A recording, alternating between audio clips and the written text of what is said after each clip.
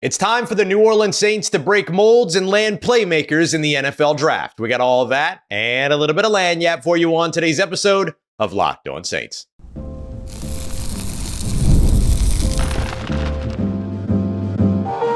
You are Locked On Saints, your daily New Orleans Saints podcast. Part of the Locked On Podcast Network, your team every day. What is good, Who Dat Nation and Who Dat family? I am your host, your friend Ross Jackson, New Orleans native, your New Orleans Saints expert and credentialed member of the media covering those New Orleans Saints as a Saints beat writer over at LouisianaSports.net and Saints analyst with WWL TV. And on today's episode of Locked On Saints, we have our next 7-round mock draft for Mock Draft Monday. We're going to show you some late pass catchers and depth options in day 3. We'll dive into why waiting on the trenches isn't a bad idea. And we're going to kick everything off with breaking molds and adding playmakers for head coach Kellen Moore and defensive coordinator Brandon Staley in the opening rounds. We got all that and much more for you on today's show. We appreciate you very much, as always, for making us your first listen and for being an everydayer here on the show, which is a proud part of the Locked On Podcast Network, your team every day. Today's episode brought to you by our friends over at FanDuel, where you can make every moment more and get $150 in bonus bets if you win your first $5 bet over at FanDuel.com. All right, today is Mock Draft Monday. We're diving in right away to our 7-round mock draft. For each of these picks, I'm also going to give you an alternative or a few alternatives on the opposite side of the football. Remember, this isn't really about predicting the right thing or exactly what's going to happen for the New Orleans Saints. There's still the combine, there's still free agency on the way, but it's about introducing you to prospects. So we'll take a look at a bunch of different prospects in today's show. And I want to start off taking a look at breaking some molds as well as adding playmakers for this New Orleans Saints offense and defense. We'll start off here at round 1, pick 9, where I'm doing it again. I'm telling you, the first round running back is back. We're going Boise State running back Ashton Jeanty here. In round 2, pick 40, we'll go to the opposite side of the football, Alabama linebacker Jihaad Campbell. So both of these guys break molds for the New Orleans Saints, and I'm going to give you a couple of alternative selections at each of these picks as well. But starting off in round 1, pick 9 with Ashton Jeanty, look, everybody knows who this guy is. If you don't, Boise State running back, 29 rushing touchdowns last year, 2,601 rushing yards last season. He's a workhorse back that can complement as well as potentially be the future after star running back the New Orleans Saints already have in the building in Alvin Kamara. Now with Joel Thomas back as the Saints running back coach, I think he would be excellent for Ashton Jeanty as well. And it's pretty clear to me that if you look at this New Orleans Saints offensive staff and what they've done so far in terms of bringing together the coaching staff, the Saints want to do two things in the foreseeable future. They want a strong run game, and they want to develop a young quarterback. What tells me that? Well, bringing back Joel Thomas, bringing in TJ Paganetti, who's one of the run game specialists in the NFL, bringing back Brendan Nugent, continuing to invest in the run game all over the place when it comes to the guys that they have brought in. Chase Hazlitt as well, who always has had found success with all-around tight ends, not just pass-catching tight ends. You think about Jake Ferguson, Dalton Schultz, both those guys, all-around tight ends. And then, of course, Kellen Moore, who has found a lot of success, whether it be in Dallas with either running back, Ezekiel Elliott or Tony Pollard. And then, of course, last season with the help of Saquon Barkley, of course, over in Philadelphia, but has always been successful with bringing together a run game when that has been the emphasis of the team.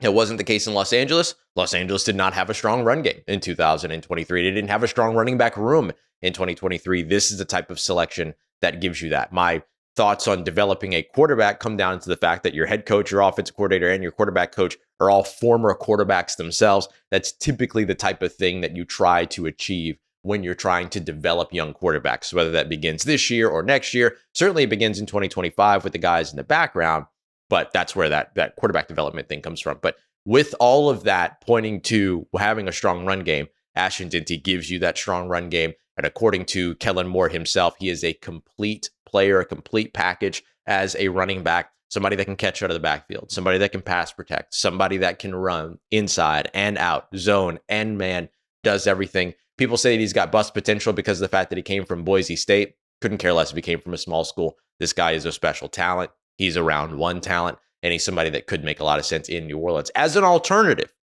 at pick 9, how about Georgia outside linebacker / edge, Jalen Walker? Now, this is a player that we would usually turn our noses up at for the New Orleans Saints, but This is exciting. Everything is changing around what the New Orleans Saints want, what the New Orleans Saints have, what they're going to look for, what they like, what the defense is, all these other things. So all of a sudden, a guy like Jalen Walker makes perfect sense for this team at 9 as a hybrid linebacker, pass rusher, a more focused pass rusher than hybrid, but you have to have a little bit of both for this 3-4 scheme if that's truly the direction that the Saints are going to go. So a guy at number 9 like Georgia's Jalen Walker would also make a lot of sense. James Pierce Jr. out of Tennessee, Mike Green out of Marshall. Like there's a lot of these pass rushers that you could add and invest in at pick 9. And there will probably be more. We'll see how the combine ends up raising other stock as well.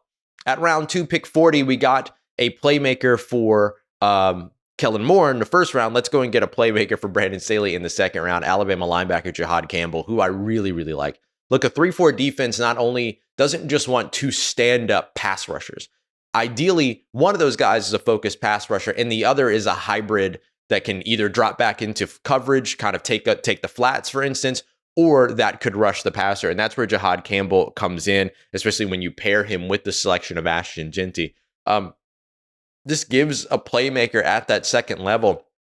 He can do a little bit of everything. He's somebody that will easily be able to find a consistent role. He was a great coverage backer and pass rusher during his time with Alabama. You could also see him being somebody that could potentially move inside and be a threat in the run game as well. But because of his ability to be able to sort of have that positional versatility and have the ability to be able to line up with multiple alignments, I think a guy like Jihaad Campbell makes a lot of sense. Great size at the linebacker position as well. He'll be around 6'2", 6'3", 240-ish pounds. We'll see what the actual combine measurements end up being, but there's just something about a guy like that in the second round that can come in and hold all of those different roles for you and be that playmaker for you in coverage, in the pass rush, in the run game. That's a really, really good piece to find in the second round. And typically, the Saints, if they're going to invest in linebackers, they usually kind of go for these jack of all trades type linebackers like the Pete Werners of the world. But I think that changes with Brandon Staley in the building, where you're looking for more playmaking at that second level. You're looking for more range, more speed, more coverage ability, all these other things.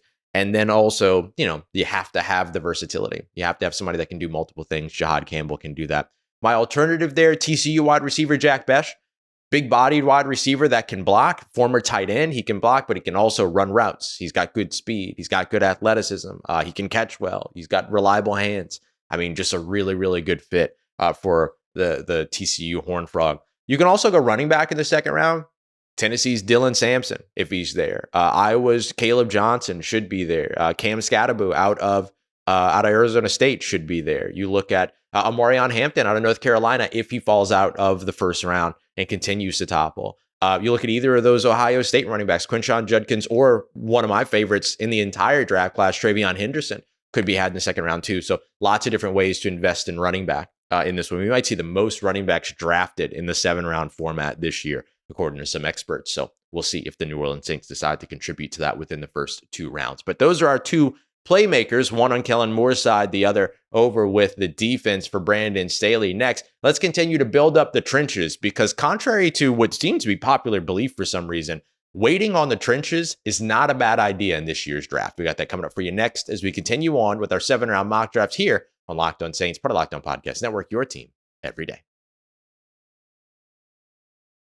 Today's episode of Locked On Saints brought to you by friends over at FanDuel. It's my favorite place to go to place any kind of bets, whether you're getting in ahead of the game or if you happen to miss tip-off in the NBA. All of the live betting action is some of my favorite stuff that you can get into over at FanDuel. You can bet on a fourth quarter comeback. You can bet on changing spreads as well as changing money lines. You can dive in for a player to score the most points. You can dive in on quarter bets, quarter spreads, all this other stuff. There's just so much to get in on over at FanDuel. And right now, new customers over at FanDuel can get $150 in bonus bets. All you got to do is win your first $5 bet at FanDuel.com. That's FanDuel.com for your shot at $150 by winning your first $5 bet. Go and put $5 down as your first bet on a favorite. The Oklahoma City Thunder minus 12.5 tonight up against the Minnesota Timberwolves. Sacramento Kings minus 11 over the Charlotte Hornets. That's a quick way to get to that 150 if you can win that first $5 bet. Put it on the heavy favorite. Make every moment more with FanDuel, the official sports betting partner of the NBA.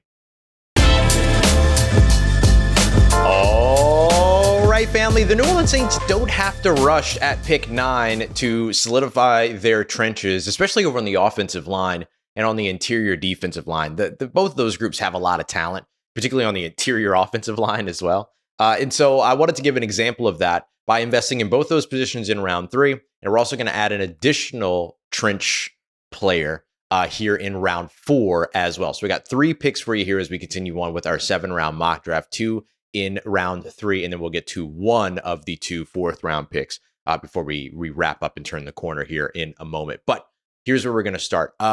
For me, round 3 is a good trenches round. This is an opportunity to land a good interior offensive lineman, whether it's depth or starter. It's a great place to land a defensive tackle as well. There's a lot of options here. And then even turning the corner to round 4, there's some late edge rushers that could end up making some impact. Now, that's right now, right? We'll see how the combine impacts some of the stock and things like that. Obviously, media will be impacted more than scouting, than scouts in the NFL in terms of what their boards look like and things like that. But this is an opportunity for coaches to fall in love too. And as we know, if coaches and GMs fall in love, then that's where everything changes. So let's take a look here at some of the options that the Saints could select in the middle rounds to bolster the middle of their trenches. Let's start here with round 3, pick 71. I went with Arizona offensive lineman Jonah Savaiinaea. Now, Savaiinaea is an interesting prospect because if he's listed as a tackle, he goes higher, but in places where he's really kind of looked at as a guard, he kind of falls a little bit lower on big boards. For instance, Pro Football Focus has him as their number 77 prospect. 33rd team has him as their 64th prospect. But those are spots where they look at him as an interior offensive lineman, not just at 335 pounds, but at 6'3". That's kind of the expectation when it comes to him. But then you turn around and you look at places that have him listed as tackle, like Pro Football Network, for instance, he's just outside of the first round. And so we'll see exactly where his buzz ends up going, but he's more than likely going to be an interior offensive lineman, especially at 6'3" in the league. But he's had experience at both tackle positions and was super successful at right guard early in his career as well. So I would expect that to probably be his spot in the pros. He could be a quick plug and play starter for the New Orleans Saints if they haven't been able to manage their left guard position in free agency. You grab a guy like Savaiinaea, and then not only do you get a player that can go in and start for you immediately at left guard, but you also get some depth at tackle should you need at any point to move a guy or, an injury happens or anything like that. I don't think you want a 6'3" starter at tackle, but if you need somebody in a pinch, he has the experience and the wherewithal to get it done. And even at 335 pounds, he moves incredibly well, very athletic, good, joyous dude as well, a good dude to have in your locker room. So I like this selection here at round 3, pick 71, Arizona offensive lineman Jonah Savaiinaea. The alternative for that selection was SMU defensive lineman Elijah Roberts, 6'3", 6'4", 295 pounds. So he's listed as an edge in most places, but really has the ability to play inside as an attacking 3 tech as well. Not going to give you that nose tackle that you want in a 3-man front or an odd man front, but not every look is going to have that, right? You still need those athletic penetrating 3 techs. And so you have a guy like this that can play that 3-4 defensive end or play a 3 tech spot, can kind of rotate with Brian Brzee in that way. Because I can see Brian Brzee kind of doing both of those things as well if given the opportunity. And so I think a guy like Elijah Roberts could be a lot of fun as an alternative selection there in round 3, pick 71. Round 3, pick 93, we got the nose tackle, Kentucky defensive tackle, Deon Walker. If you're an everydayer, you hear me talk about this guy almost every day. 6'7", 340 pounds, 0 tech, 1 tech experience. Could probably be in the rotation at the very least and competing for that nose tackle spot with guys like Christian Boyd and someone that I forgot to mention the other day, John Ridgway III. Ridgway was traded for at the beginning of last year, but when he was traded for, the Saints inherited 2 years left on his contract, not just 1. And so he could potentially still be on the roster as well. We'll see where things go there.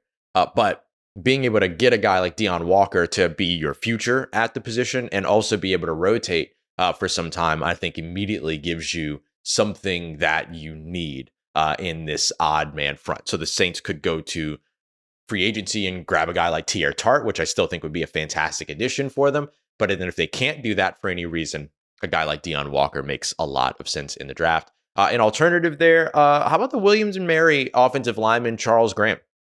Kind of like Savania, can play inside, can play outside, has a lot of versatility, and has found a lot of success. Played at a lower level of competition than Savania did, so that might be the only thing. But again, I'm not really, there's positions where I care about competition level. Interior offensive lineman's not one of those spots. Running back's not really one of those spots. Wide receiver is not really one of those spots.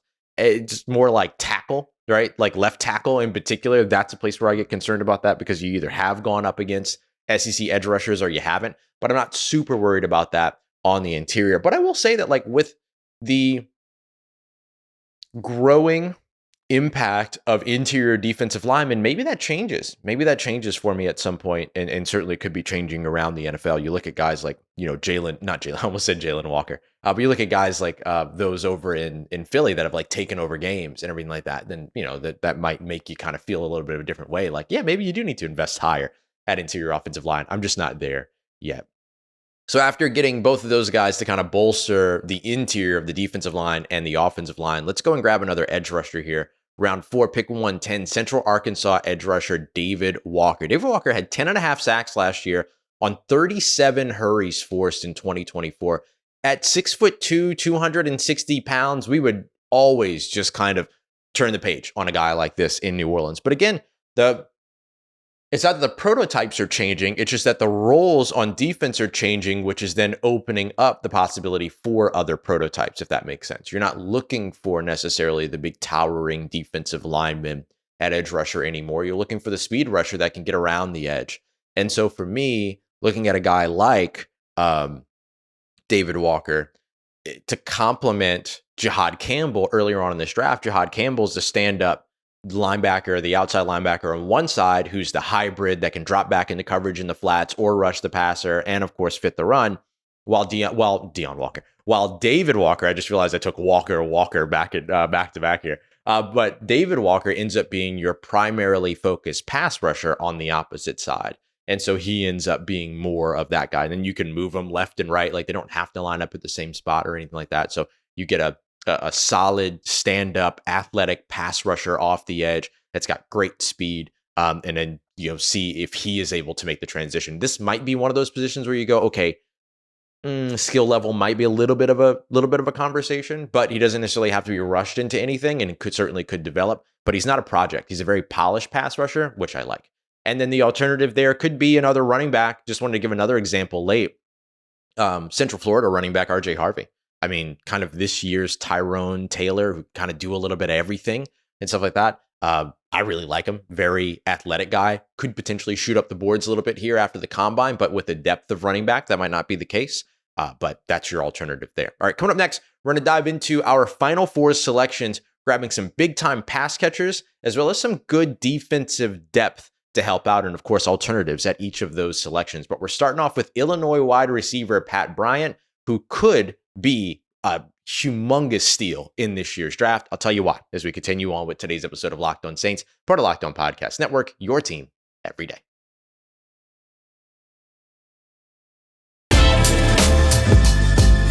Let's get it. Who Dat Nation? The New Orleans Saints can easily find some big time and possibly immediate contributors late in this year's draft. And so I want to continue on with our mock draft. Take a look at some big pass catchers as well as depth options that you can add on both sides of, well, not on both sides of the ball, but pass catchers on offense and then depth options that you can add late here in the draft. Let's go round 4, pick 129. As I mentioned, Illinois wide receiver Pat Bryant could be one of the more underrated guys in this year's draft. 6'2", 208 pounds. He is a career boundary wide receiver, great box out ability, good athleticism, can move very well, super reliable hands as well. 1.8% drop percentage last year, dropped one catch on 78 targets, also reeled in 69.2% of his contested catches as well. So this is a guy that's all per Pro Football Focus, but this is a guy that really could, I mean, like if he runs in the, I don't know what he's going to run, but if he runs in like the 4.5 range, or, surprises and runs in like the 4.4 range and stuff like that, like people are going to start asking some tough questions, right? Like, oh, I could have it's always, the guys over at Locked On NFL Draft do this really well. Damien and Keith, they kind of do this like this or that scenario thing that they work through. And when they do it, what they look at is, would you rather, this wide receiver in the second round, let's say Trey Harris, or would you rather this wide receiver in the fourth round and Pat Bryant? That gap between those two players is going to narrow if Pat Bryant goes out there and runs well. Like, all of a sudden, like the 40 times, I think people get a little bit too enamored with 40 times sometimes. But like Pat Bryant, if he goes out there and runs a good 40 time, like every reason to become enamored with him. And so all of a sudden, like teams would be willing to say, I imagine, yeah, well, instead of taking, Trey Harris in the second round at 40, I'll grab Princely Uman-Mielen, his teammate, get myself an edge rusher, and then come round 4, take my swing and see if I can land Pat Bryant a little bit later. Like that gap is going to start to narrow a little bit. So he could be a really underrated prospect right now that ends up taking off after this week in Indianapolis, which, by the way, I'm going to be starting my drive up to Indianapolis in a matter of moments after I'm done publishing all this. The alternative selection here, LSU cornerback Zy Alexander. I don't know if the LSU thing persists, because it's still the same scouting department, right? Like it's still the same thing. And so whatever the Saints haven't liked about LSU products, I guess apparently since Will Clapp, maybe they continue to not like. But Zy Alexander, good size, athletic cornerback, good cover corner, scheme versatility, all those other things. Played in the SEC. That's a position where maybe you do worry about translation and stuff like that. But then you look at how good Rico Payton was coming out of Pittsburgh State. Who knows, right? So, but Zy Alexander would probably be my alternative here. Looking at the other side of the football. Round 5, pick 183, Syracuse tight end Oronde Gadsden the second, another guy that you've heard me talk about pretty consistently. Just a big-bodied, 6'5", 230 plus, 240 pound. He could stand to bulk up a little bit, get into that 240 range, but I think he's at like 236 the last time he was listed or something like that. So not that bad. Not bad at all. But I think after you get to see him kind of run at the combine, I'm not sure if he got a combine invite. I imagine he did. His teammate last year did, and so I would imagine that he does coming out of Syracuse. But anyway, a little bit more of an all-around tight end. Again, solid hands player as well. Just 3 drops on 103 targets last year, so he got a big time focus in the passing game, which I think is kind of the biggest leap that a lot of collegiate players need to make. Is that at tight end, they get a lot of targets and they're, a pass catching option, but then they get to the NFL and then they're asked to block. And then that's where things kind of slow down for him. But his blocking has been one of the highlights of his game over in Syracuse, which is always the case when you play for the Orange, right? You got to be able to block. It's kind of like playing for Illinois. Like Pat Bryant has to be able to block, and the run game does very well. And so I think you'd see the same thing here with Oronde Gadsden. He's just one of those like later tight ends that you could pick up that's all around, 5th round guy, 4th round guy, early day 3 guy, we'll call him. And that gives you an opportunity to have one of those developmental all-around tight ends that's worth investing in. My alternative there was Minnesota linebacker Cody Lindenberg. He'd probably be an inside linebacker in the league, not necessarily somebody that brings you a ton of pass rush value, but just a smart player that's able to kind of clicks and closes well, reads and reacts well, does all these other things. I think he's just one of those linebackers that you would end up adding that kind of has that long-term player feel, but would likely be a special teams contributor early on in his career. Speaking of special teams contributors, we've done a lot of things here to help out Kellen Moore on the offense as well as Brandon Staley on the defense. Let's do some things to help out Phil Galliano over on special teams. South Carolina State linebacker Aaron Smith kicks off our 7th round here at pick 251. The HBCU prospect is a developmental piece at linebacker. Undersized at 6 foot 220, I think is what he measured in at the East West Shrine Bowl. But sound tackler, good downhill player, has all the markings and makings of a good special teamer to be able to come in and help out as a guy that can contribute in punt coverage as well as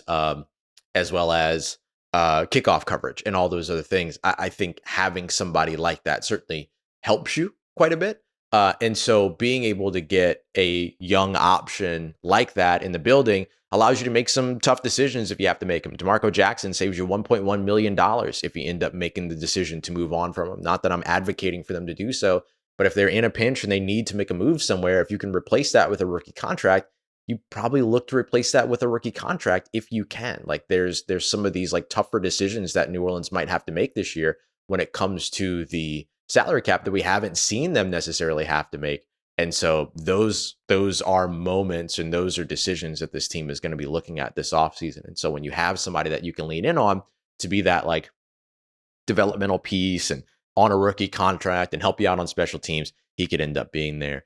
And an alternative there, Montana offensive lineman Marcus Ware, just a really strong set of tools and traits. Developmental, right? This is the 7th round. Developmental offensive lineman, kind of matches the Josiah Aziram mold of being really good, like not having allowed a sack in his entire Montana career, but on the interior as opposed to at tackle. And then finally, round 7, pick 251 to wrap us up. I went with UCF cornerback Mac McWilliams. First of all, fantastic name. Mac McWilliams, are you kidding me? Like, if I could be, I don't know, well, I guess Ross Williams, Rush Jackson, I don't know. But like, there is something, I love that name. But you're not here to hear me talk about names. But also has great numbers. 56.4% of his targets last year were completed. That's a really good force completion rate there. He also allowed only a 70.1 passer rating when targeted last season. Good and found success in man coverage as well as in zone coverage.